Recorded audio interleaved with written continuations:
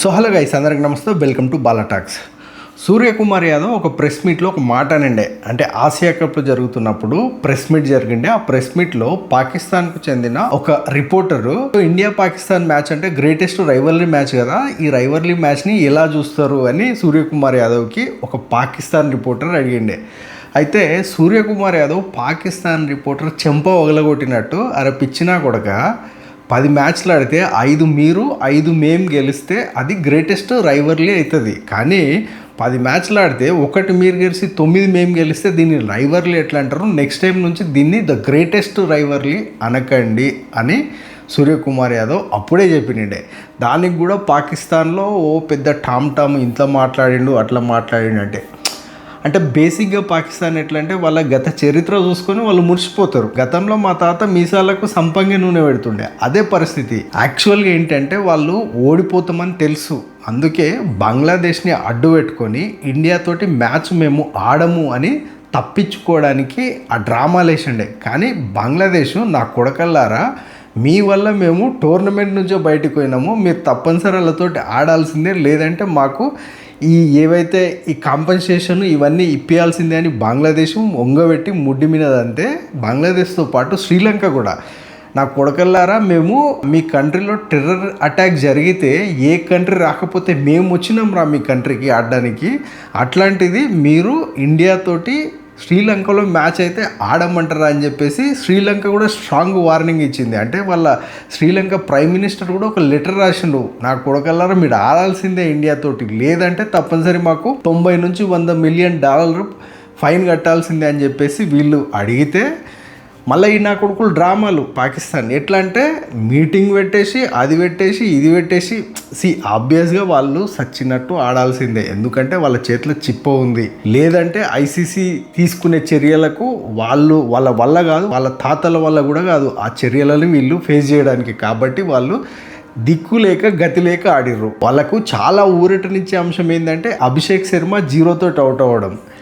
లేదు అంటే ఇప్పుడు మనకు 6 ఓవర్లో 50 రన్లు ఉండే, 6 ఓవర్లో 89 రన్లు పెడుతుండే అభిషేక్ శర్మ. దానికే వాళ్ళ ఫ్యాన్స్ చూసినావా, ఒరే నాయన టీవీలు చూస్తే రెచ్చిపోయారు, అభిషేక్ శర్మ అది ఇది అని. కానీ ఈయన కొడుకులకు ఒకటి అంటే వాళ్ళకి బ్రెయిన్ లేదనే విషయం మనకు తెలుసు. ఎందుకంటే ఆసియా కప్లో ఆ ఫైనల్లో అభిషేక్ శర్మ ఫెయిల్ అయ్యిండు, కానీ తిలక్ వర్మ దుమ్దాం చేసిండు. ఇప్పుడు అట్లనే జరిగింది కదా, ఏంది అభిషేక్ శర్మ ఫెయిల్ అయితే ఇక్కడ ఇంకో లిటిల్ మాస్టర్ ఉన్నాడు ఇషాన్ కిషన్, కొడుతూనే ఉన్నాడు. చెప్తున్నా కదా, ఇషాన్ కిషన్ ఆడిన ఇన్నింగ్సింగ్ వన్ ఆఫ్ ద బెస్ట్ ఇన్నింగ్సింగ్ అనొచ్చు. ఎందుకంటే ఆ పిచ్ అట్లాంటిది, ఆ పిచ్ స్వభావం అట్లాంటిది, బాల్ని కనెక్ట్ చేయలేకపోతున్నారు. సూర్యకుమార్ కూడా ఎంత పేషెన్స్ తోటి ఆడాడు, తిలక్ వర్మ ఎంత పేషెన్స్ తోటి ఆడాడు, వీళ్ళు చాలా పేషెన్స్ తోటి ఆడారు. లేదంటే ఇండియా 170 రన్స్ కొట్టే అంటే ఆ పాసిబిలిటీ లేదు. కానీ వీళ్ళు అంతా పేషెన్స్ తోటి ఆడారు వాళ్ళు ఇద్దరు. అంటే ఇషాన్ కిషన్ ఆ తుఫాన్ ఇన్నింగ్సింగ్ తర్వాత ఇషాన్ కిషన్ లైఫ్లో బెస్ట్ ఇన్నింగ్సింగ్ అనొచ్చు ఇది. అంత అంటే ఆ పిచ్లో అంత అద్భుతంగా ఆడింది, కొట్టి కొట్టి కొట్టి ఇంకా ఆయన నిజంగా నెక్స్ట్ లెవెల్లో ఉన్నాడు. ఇషాన్ కిషన్ ఫాము నెక్స్ట్ లెవెల్లో ఉంది, అది ఇడిచిపెట్టొచ్చు. అంటే అభిషేక్ శర్మ అవుట్ అయినా పర్లేదు, లేదంటే ఇంకా ఎవరైనా అవుట్ అయినా పర్లేదు, ఇషాన్ కిషన్ చూసుకుంటాడు అనే ఒక కాన్ఫిడెన్స్ తెప్పించండి ఈరోజు మ్యాచ్లో. సో ఇషాన్ కిషన్ తర్వాత గ్రేటెస్ట్ ఇన్నింగ్సింగ్స్ 2 అంటే అందరు అంటున్నారు, సూర్యకుమార్ గురించి ప్రైజ్ చేస్తున్నారు, కానీ తిలక్ వర్మ కూడా చాలా బాగా ఆడిండు. బాల్ టు బాల్ రన్లున్నా కూడా ఆ పిచ్ అట్లాంటిది, అసలు టచ్ కాలేకపోతుంది, బట్ స్టిల్ మనోళ్ళు మేనేజ్ చేసారు. అంటే మీరు అర్థం చేసుకోవచ్చు ఇండియన్ టీం ఎంత స్ట్రాంగ్ ఉంది బ్యాటింగ్ లైనప్ అని. సో దూబే కూడా చాలా బాగా ఆడిండు. లాస్ట్కు రింకు వచ్చి కూడా తన ఏదైతే గేమ్ ప్లే ఉందో అది చేసిండు. లక్కీలీ ఏంటంటే హార్దిక్ పాండే 0తో అవుట్ అయ్యారు. నిజంగా వాళ్ళు పాకిస్తాన్ ఈరోజు నక్కతోక దొక్కొచ్చారు. హార్దిక్ పాండే 0తో అవుట్ అయ్యిండు, అభిషేక్ శర్మ 0తో అవుట్ అయ్యిండు, అయినా కూడా వాళ్ళు గెలవలే. అది ది పవర్ ఆఫ్ క్రికెట్, అది ఇండియన్ క్రికెట్ పవర్ అది. అంటే మనం ఏదో గుడ్డి పెట్టి ఆడతలేం వాళ్ళ లెక్క. ఇప్పుడు పాకిస్తాన్ నమీబియాతో గెలిపిపోతే వాళ్ళు క్వాలిఫై గారు, వాళ్ళకన్నా ముందు యూఎస్ఏ ఉంది రన్ రేట్ తోటి. ఇది నిజంగా ఇర్ఫాన్ పఠాన్ మామూలుగా ట్రోల్ చేస్తలేడు ఆ కమెంటరీ వింటుంటే. అంటే వీళ్ళు మేమే పీక్తాం నాటుతాం అనే లెక్కలో మాట్లాడతారు పాకిస్తానీస్, కానీ they are dependent on Namibia match. వాళ్ళతోటి నమీబియా మ్యాచ్ తోటి వాళ్ళు గెలిస్తేనే they are going to qualify. India ఈరోజు క్వాలిఫై అయిపోయింది. చూడండి, అంటే పాకిస్తాన్ పరిస్థితి ఎంత దిగజారిపోయిందంటే, ఈ ఫరాన్ అనే ఓపెనర్ ఉన్నాడు, లాస్ట్ టైం ఆసియా కప్లో ఇండియా మీద బాగా ఆడాడు. సో కొంచెం అది బ్రెయిన్లో ఎక్కినట్టుంది. మొన్న యూఎస్ఏ తోటో ఏదో మ్యాచ్లో కొంచెం మంచి పర్ఫామ్ చేసి మ్యాన్ ఆఫ్ ద మ్యాచ్ వచ్చింది. అప్పుడు అంటున్నాడు మేము ఇదే కంటిన్యూ చేస్తాం అంటున్నాడు. అంటే మీరు ఇండియాతో మ్యాచ్ ఆడేటప్పుడు కొంచెం ఒళ్ళు దగ్గర పెట్టుకొని రాడు ఆయన. నిజంగా చెప్తున్నా. బేసిక్ థింగ్స్ తెలియవు వాళ్ళకి. ఫర్ ఎగ్జాంపుల్ బాబర్ ఆజంను చూడండి, అప్పటికే 2 వికెట్లు పోయినాయి. వాళ్ళ కెప్టెన్ ఆ 3 పేర్లో ఉంటుంది, ఆ కెప్టెన్ ఆలీ ఆగా ఏదో పేరు ఉంటుంది, ఆయన అవుట్ అయ్యిండు. ఇంకా ఈ ఫరాన్ అవుట్ అయ్యిండు. వీళ్ళు అవుట్ అయిన బడే బాబర్ ఆజం కొట్టే అవసరం లేదు. అవతల ఉస్మాన్ ఖాన్ బాగా ఆడుతున్నాడు, ఆయనకు సపోర్ట్ చేయొచ్చు కదా ఉస్మాన్ ఖాన్కి. లేదు, ఉస్మాన్ ఖాన్ని పక్కన పెట్టేసి నేను కూడా మనం పోయండి, బోల్డ్ అయ్యండు. బేసిక్ థింగ్స్ ఇవి. పక్కలో ఒకడు ఆడుతుంటే ఇప్పుడు తిలక్ వర్మ ఒక మాట చెప్పిండు, ఏంటంటే ఇషాన్ కిషన్కి బాగా కనెక్ట్ అవుతున్నాయి కాబట్టి నాకు అవసరం పడలేదు, ఇషాన్ కిషన్కి నేను ఇచ్చేసిన అని. అంతే కదా, పక్కలో ఒకరికి కనెక్ట్ అవుతుంటే నువ్వు ఆయనకు ఛాన్స్ ఇవ్వాలి. లేదు నేను కూడా కొడతా, ఎందుకంటే మనం సీనియర్సు. బాబర్ ఆజం కెరియర్ నాశనము. ఎవరు ఆ రౌఫ్ అనే బౌలర్ని విరాట్ కోహ్లీ ఎట్లా కొట్టిండు, ఆ రౌఫ్ కెరియర్ నాశనము, బాబర్ ఆజం కెరియర్ నాశనము. Rizwan lucky fellow. యాక్చువల్గా రిజ్వాన్ ఉంటే ఇంకా అంటే గ్రౌండ్లో పడి నమాజులు చేస్తుండే ఆయన. Lucky fellow. ఎట్లా ఇండియాతో ఓడిపోతామని తెలుసు కాబట్టి ఎవరైతే ఈ మ్యాచ్లో పాకిస్తాన్ వాళ్ళు ఆడలేరో వాళ్ళు lucky fellows. They know the audacity of the match. ఇండియానేమో ఈజీగా తీసుకుంటుంది, పాకిస్తాన్ ఏమో నెత్తి మీద తీసుకుంటుంది. చాలా సింపుల్ థింగ్స్ ఉంటాయి. 2 వికెట్లు పోయినప్పుడు టికా ఆడాల. Tilak Varma best example. Wicket పోయినప్పుడు వచ్చి ఆపుతాడు. బాల్ టు బాల్ రన్ తీసినా కూడా అప్పుడు నడిపియాల. తర్వాత 1-2 ఓవర్స్ దొరికితే ఫ్రీ అయిపోతుంది, హ్యాండ్ కొడతారు. తిలక్ వర్మ, సూర్యకుమార్ యాదవ్ చేసింది అదే. నేను ఒప్పుకుంటా, అప్పుడు కొంచెం మన రన్స్ తగ్గినాయి, యావరేజ్ రన్స్ తగ్గినాయి, కానీ అప్పుడు స్టాండింగ్ చేయాలా. ఆ స్టాండ్ ఇవ్వకపోతే ఎట్లయితుంది, ఇట్లనే అవుతుంది. పాకిస్తాన్ 60 రన్లతో ఓడిపోయింది. ఈ పాకిస్తానీ ప్రేక్షకులు ఎవరో, ఈ పాకిస్తానీ ఫ్యాన్స్ ఎవరో, అసలు వాళ్ళకన్నా సిగ్గుండాలన్నా. వీళ్ళ కోసం వాళ్ళు కొట్లాడుతున్నారు, వీళ్ళేమో ఏం బీకరు గ్రౌండ్లో. వీళ్ళకు బౌలింగ్ చేయనికి చేత కాదు, బ్యాటింగ్ చేయనికి చేత కాదు. ఆ ఫస్ట్ ఓవర్లో ప్రీమియం బౌలర్ ఒక ఆయన ఉన్నాడు, left time Shaheen Afridi, left armer premier bowler. ఆ ప్రీమియర్ బౌలర్ని 6 ఇషాన్ కిషన్ కొడితే కళ్ళు తెరిచి ఎక్కడ అవుతుంది బాల్ అని చూస్తున్నాడు. నిజంగా మనకు కామెడీ ఉంటుంది, కానీ పాపం పాకిస్తాన్కి చచ్చిపోవాలనిపిస్తుంది వాళ్ళు. అంటే అట్లా తిడుతుర్రు వాళ్ళ ఫ్యాన్స్ ఎవరైతే ఉంటారో. ఇండియాతోటి మ్యాచ్ అంటే చాలు వాళ్ళు తినకుండా కూర్చుంటారు. మనమేమో లైట్. సూర్యకుమార్ యాదవ్ చెప్పినట్టు మనకు లైట్, ఎందుకంటే మనం గెలుసుడు అలవాటు అయిపోయింది, వాళ్ళకు ఓడుడు అలవాటు అయిపోయింది. ఇంకా ఎప్పుడు ఓడిపోయేటోళ్ళతోటి మనకేంది పోటీ, ఇండియాకేంది పోటీ. అసలు ఇండియాకు ఈ వరల్డ్ కప్లో ఇండియాకి ఏ టీంతో పోటీ లేదు. ఎంత ఉంటే మేబీ సౌత్ ఆఫ్రికా తోటి ఉండొచ్చు, ఎందుకంటే south Africa also strongest team. Australia అంటే ఓకే, ఆస్ట్రేలియా కూడా పెద్ద స్ట్రాంగ్ టీం అయితే కాదు, కానీ వీళ్ళని మనం ఈజీగా తీసుకోలేము. కానీ పాకిస్తాన్ అదొక టీము, అది ఇండియాతోటి మ్యాచ్. మళ్ళీ నాటకాలు, మేము ఆడము, మేము బంగ్లాదేశ్కి సపోర్ట్ చేస్తాం, మేము ఇండియాతోటి మ్యాచ్ బైకాట్ చేస్తున్నాం. తిండికే ఠికానా లేకపోతే ఎవరో కావాలని అంటే వెనుకపోడు. వీళ్ళ పరిస్థితి అదే. They are losers. పాకిస్తాన్ అనే కంట్రీ ఫెయిల్డ్ స్టేట్ అది. దాని నుంచి వచ్చే క్రికెటర్స్ అంతా వీళ్ళంతా అట్లనే ఉంటారు.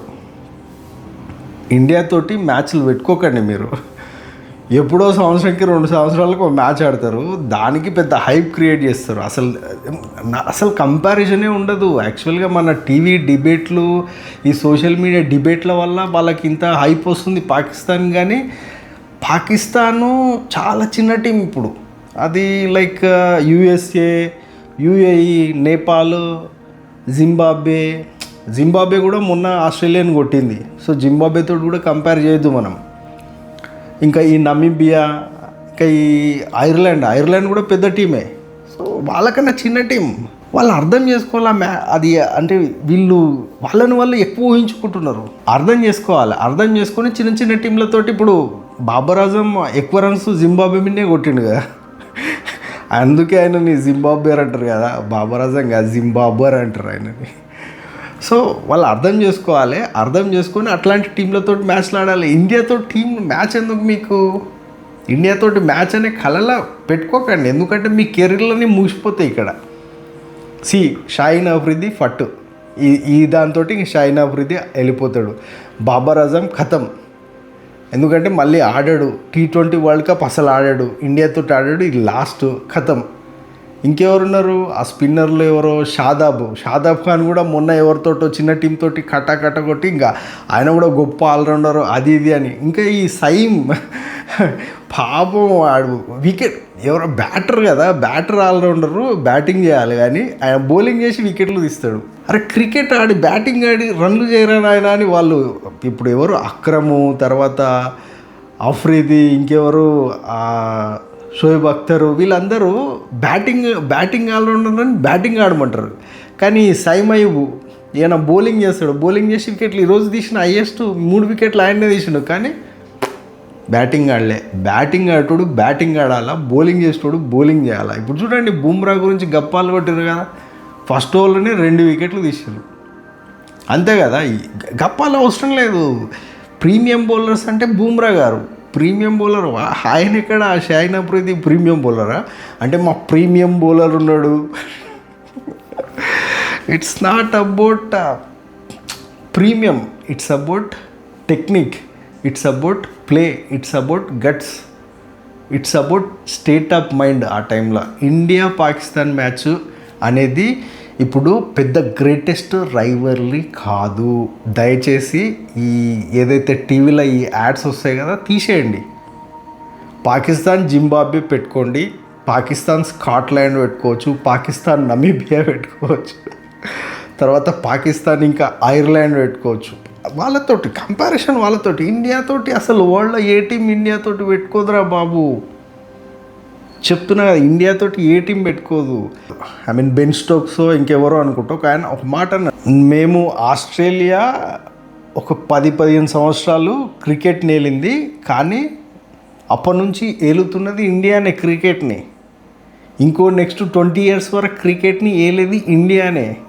ఇది ఫ్యాక్ట్, ఎందుకంటే బెంచ్ స్ట్రెంత్ అంత ఉంది. ఇదే టైంలో పాకిస్తాన్ పరిస్థితి చూడండి. పాపం ఆ ఉస్మాన్ ఎవరో తారిక్ని తీసుకొచ్చారు, ఆయన ఇట్లా దిప్పి వేద్దామని ట్రై చేసిండు. ఏం చేసిండు? He also waited for this match. కానీ వెయిట్ చేయడం వల్ల లాభం లేదు కదా. నువ్వు పర్ఫార్మెన్స్ చేయాలి, వికెట్లు తీయాలి. ఈరోజు 3-4 వికెట్లు తీసినంటే మ్యాచ్ టర్న్ అవుతుండే. ఏం చేసిండు? సూర్యకుమార్ యాదవ్కే కోపం వచ్చేసి ఇట్లా కొడితే క్యాచ్లు వేసింది అంతే. ఈయన వేసింది ఏం లేదు. అది టెక్నిక్ అంటే అది, టాలెంట్ అంటే అది. టెక్నిక్ టాలెంట్ ఇండియాకు ఉంది, పాకిస్తాన్కి లేదు. సరే పీపుల్ ఎవరైతే ఈ రైవల్రీ ఇది అంటారో లేదు, కాదు, అయిపోయింది. అప్పట్లో వాళ్ళకు మంచి బౌలర్లు ఉండే, వసీం అక్రము, తర్వాత వఖార్ యూనుస్, ఈ ఎవరు ఈ షోయబ్ అఖ్తరు, అబ్దుల్ రజాక్, వాళ్ళు ఉన్నప్పుడు మంచి టీం అది. కానీ ఇప్పుడు జనరేషన్స్ మారుతాయి కదా, జనరేషన్స్ మారిన తర్వాత ఇండియన్ టీము 100% బెటర్ అయితే పాకిస్తాన్ టీము 0కి వచ్చింది. వాళ్ళు అక్కడ కన్స్ట్రక్ట్ చేసుకోవాలా, గ్రౌండ్ లెవెల్లో కన్స్ట్రక్ట్ చేసుకోవాలా. ఇషాన్ కిషన్ ఎగ్జాంపుల్ తీసుకోండి, 6 months వరకు టీంలో లేడు. అసలు ఇషాన్ కిషన్ ఎక్కడున్నాడో ఏ పేపర్లో లేదు ఆయన న్యూస్. కానీ ఇండియన్ సెలెక్టర్స్ని ఈ దాని మీద మనం అప్రిషియేట్ చేయాలి. ఆయన టీంలోకి తీసుకొచ్చి ఓపెనింగ్ పర్ఫార్మెన్స్కి ఛాన్స్ ఇచ్చి ప్రూవ్ చేసుకోవడానికి టైం ఇచ్చి, ఇప్పుడు చూడండి ఇషాన్ కిషన్ ఏదైతే ఈ వరల్డ్ కప్లో నెంబర్ 2లో ఉన్నాడు హైయెస్ట్ రన్స్లో. మనము ఎక్కువ ఎక్స్పెక్ట్ చేసింది Abhishek Sharma is not even ఈ 10లో కూడా లేడు, ఎందుకంటే 2 0 ఒక 20 రన్లు ఏదో కొట్టిండు అంతే. వేరేజ్ ఒకసారి ఇషాన్ కిషన్ తీసుకోండి, ఇషాన్ కిషన్ ఎక్కడ ఉన్నాడు అంటే, నేను అభిషేక్ శర్మని తక్కువ పడతలేను, అంటే మన టాలెంట్ గురించి చెప్తున్నా. ఒకరు పోయినా కూడా ఒకరు ఉన్నారు. కానీ పాకిస్తాన్ చూడండి, ఆ సైమ్ అయ్యూబ్ వికెట్లు తీస్తున్నాడు, కనీసం నవ్వు కూడా నవ్వుతలేడు వికెట్లు తీస్తే. అంటే వాళ్ళు అవన్నీ దాచుకున్నట్టున్నారు, మేము గెలిచినాక నేను నవ్వుతామని. వాళ్ళకి తెలుసు వాళ్ళు నవ్వలేరని, ఎందుకంటే వాళ్ళు గెలవరు, వాళ్ళు నవ్వరు. ఒకసారి మీరు ఈ మొత్తము ఈ మ్యాచ్ ఇన్నింగ్సింగ్ మొత్తం చూడండి, మన వికెట్లు పోయినా కూడా వాళ్ళ ఫేస్లో కొంచెం కలలేదు. ఎందుకంటే వాళ్ళు దే ఆల్రెడీ ఫిక్స్ దట్ మేము గెలవలేము, ఎంత చేసినా గెలవలేము అని. ఇంకొకటి మెయిన్ బ్లండర్ ఏంటంటే టాస్ గెలిచి ఫీల్డింగ్ తీసుకోవడం. ఈ ప్రేమదాస స్టేడియంలో లాస్ట్ 4-5 మ్యాచెస్ ఎవరైతే టాస్ గెలిచి బ్యాటింగ్ ఆడారో వాళ్ళే గెలిచారు. మరి ఇదెక్కడి టెక్నిక్కో, ఇదెక్కడి టెక్నాలజీయో, ఇదెక్కడి ఆలోచన విధానమో అర్థమైతలేదు. పాపం ఆయన 3 పేర్లు ఉంటాయి క్యాప్టెన్కి. అది సల్మాన్ అలీ ఆగా ఏందో ఈయన అర్థం కాలే. సెకండ్ హాఫ్లో పిచ్ స్లో అవుతుంది, అందుకే బాల్ ముందు కోవు, స్పిన్ బాగా నడుస్తుంది. ఇది వాళ్ళకి తెలుసు. వాళ్ళకి 6 మంది స్పిన్ బౌలింగ్ అటాక్ ఉంది. అప్పుడు వాళ్ళు బ్యాటింగ్ ఆడి మనకు ఇచ్చేయచ్చు కదా. కానీ భయం, ఎందుకంటే టీమిండియా చేజింగ్లో ఎప్పుడైనా భయం అందరికీ. అది సెట్ చేసింది కింగ్ కోహ్లీ. విరాట్ కోహ్లీ ఉన్నాడు కదా, అది సెట్ చేసి ఆ స్టాండర్డ్ని సెట్ చేసి పోయిండు. ఎట్లాగో వాళ్ళకి తెలుసు, అంటే మనము చేజింగ్లో మనం ఏం టచ్ చేయలేము ఇండియన్ అని తెలుసు. కాబట్టి వాళ్ళు నాకు తెలిసి మనకే బ్యాటింగ్ ఇచ్చి మేమే చేజ్ చేస్తాము అనే లెక్కలో వాళ్ళు ఫీల్ అయినట్టున్నారు. బట్ బోల్తా కొట్టింది. ఇప్పుడు 8-1 అయింది. ఇంకా రేపు ఒకవేళ వీళ్ళు లక్కీలీ క్వాలిఫై అయ్యి సెమీఫైనల్కి వచ్చి సెమీఫైనల్ నుంచి ఫైనల్కి వస్తే మళ్ళీ 9-1 అవుతుంది. ఇంతే కదా, సింపుల్. ఎట్లాగో ఇండియా ఫైనలిస్ట్ కంపల్సరీ. ఎందుకంటే అంటే ఇది ఓవర్ కాన్ఫిడెంట్ కాదు, మనకున్న స్ట్రెంగ్త్ను బట్టి ఇప్పుడు మనకు ఇండియాలోనే జరుగుతుంది కాబట్టి మనకు మొత్తం తెలుసు కాబట్టి. So India ఫైనలిస్టు